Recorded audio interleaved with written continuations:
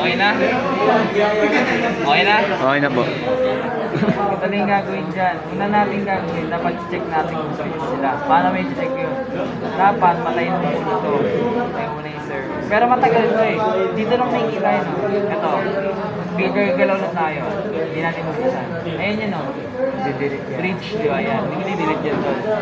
Sa iba yan, sa iba na yan. Hindi ko pwede gawin. Ito lang yung makikita sa gilid. Ito naka-bridge na to. Right click nyo lang para palitan. Click nyo sa may right click. Tapos, ayan yan. Nakanat siya nung una. Ito yan yung nut. Pero dapat bridge. Palitan nyo yan.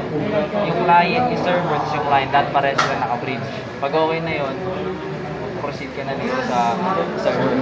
Una mong gagawin, patayin mo muna yung firewall. Paano mong papatayin? Windows R, tapos control, firewall din, control firewall. Dalawa papatayin. Yan, naka-off na. Naka-off na kasi, X na eh. Ayan o. Ayan o, asa. Windows Defender Firewall State, off. Naka-off. Pag off mo siya, pinili mo lang to. Pangalawa. Pindutin mo pangalawa, tapos ito lang yan. Ito, on and off. On and off. So yun. Pag na-off mo na yan, battery ka na dyan. Baka naman sa client. Okay, sa client, ganun din gagawin mo. Punta ka sa dito, tapos sabay control firewall. Yan, control firewall. Pag naka-off na yan, okay na yan. Next naman, gawa naman tayo sa NCP. Ayan, NCPAL. CPL, muna tayo dyan. Pag naman tayo pupunta dyan, magsiset tayo ng IP address. Gano'n rin gagawin mo dito. I-refresh ko lang. Dito, gano'n na rin dito. Ito lang nalan. NC, ito na kagad yan. Click mo lang, okay. Balik tayo sa kabila. Muna sa client. Punta ka dito sa Ether, right click mo. Punta ka dito properties. Properties ka. Ito. EV4. Sabay properties. Click mo properties. Ayan na yan, naset ko na. Ayan lang yung set niya. Ngayon lang gagawin. Ito yung IP address sa client. Ayan, client yan. Ano sa yun? Yun. Pag nilagay mo yung IP address, automatic na din sa pangalawa? Automatic na to. Pag nilagay mo to, sunod-sunod na yan. Pero wala, hindi mo na kailangan gawin yan. Okay, tapos na to. Dito ka naman sa server. Click mo to. Right click mo. Tapos, hanapin mo dito IPv4. Click mo yung IPv4 properties. Properties, ito naman yung IP address ng server. 5 siya. Di ba? 5.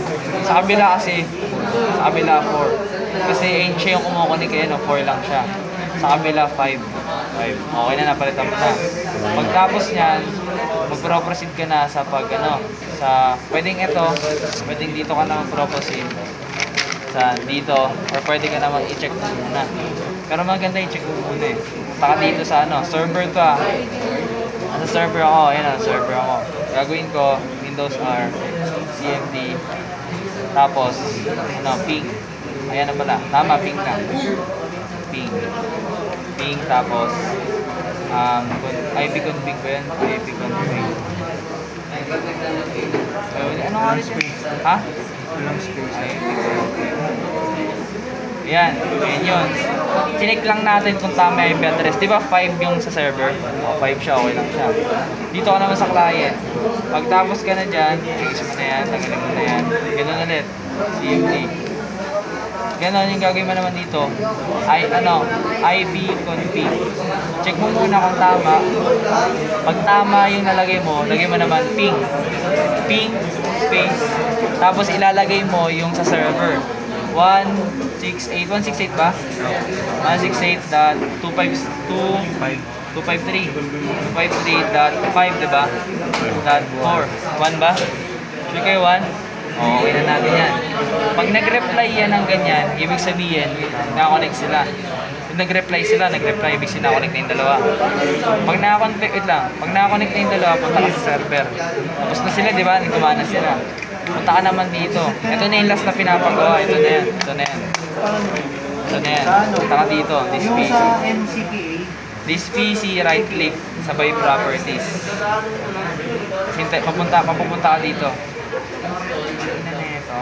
Right click mo, properties. Ay, manage pala, manage. Punta sa manage. Pag napunta ka sa manage, ma-open yan.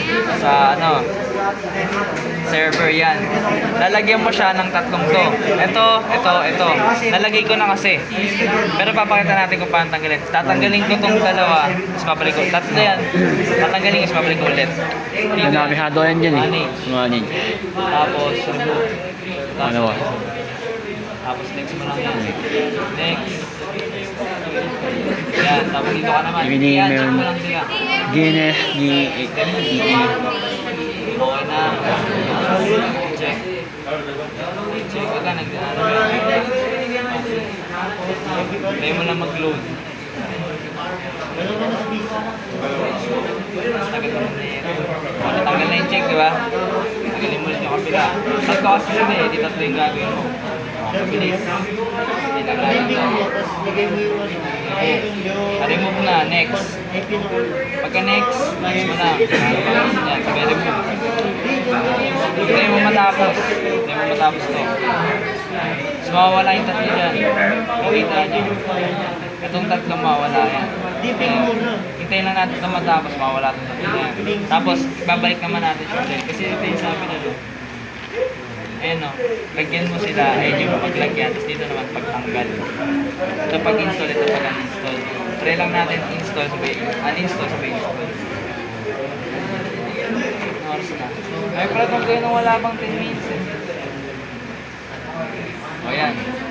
Okay na. Pwede ko na. O nawala sila, nawala pare. Nawala. Close mo na to. Ngayon naman, pag alam niyo na kung paano alam niyo na paano magtanggal, maglalagay naman kayo. Dito kayo sa money.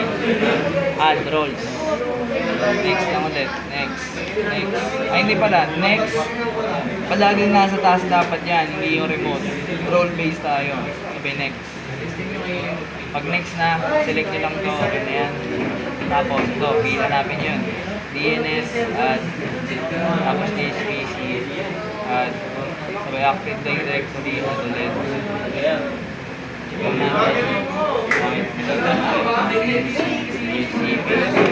Yan, install. Pag okay na yan, check nyo ng tatlo. Next. Wala na tayong gagawin dyan. Next. Next. Ito na inisa-isa niya lang yun eh. Next. Sabay install na natin. Tingnan natin kung malalagyan yung tatlo. Ngayon, wala silang tatlo dyan, di ba? Tingnan natin. Dapat pala, kulay kulay green. Kasi pag kulay red sila, nalagay sila dyan ng kulay red. May mali sila. Ibig sabihin, pag nakakulay red, hindi pa magkakonnect yung client mo, hindi pa magkakonnect yung dalawa. Yun lang. Kanina man namali kami. Ngayon, sinabi na sila kung ano gagawin. Tayo ko lang matapos. Present na ba? Hindi na sila magkakonnect.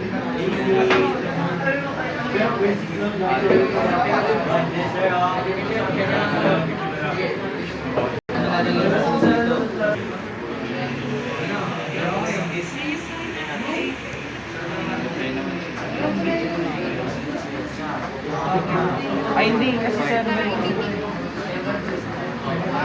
Tama lang, server. Kaya ko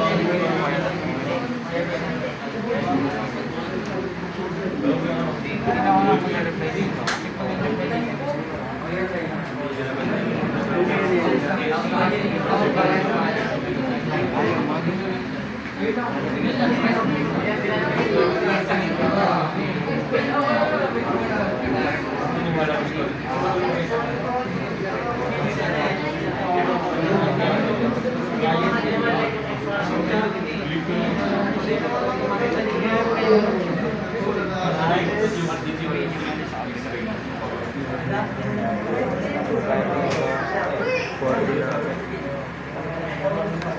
try natin buksan ulit. Hindi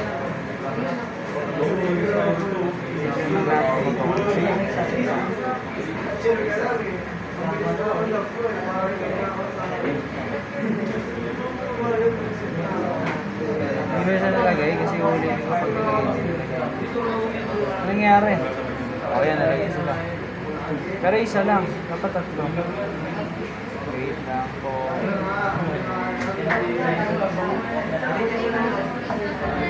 Ito, tapos na yun. Okay na? Uy, okay na daw, Tol.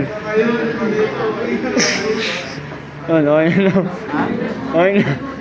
Ano? Okay na daw. Tapos na? Oo. Sige.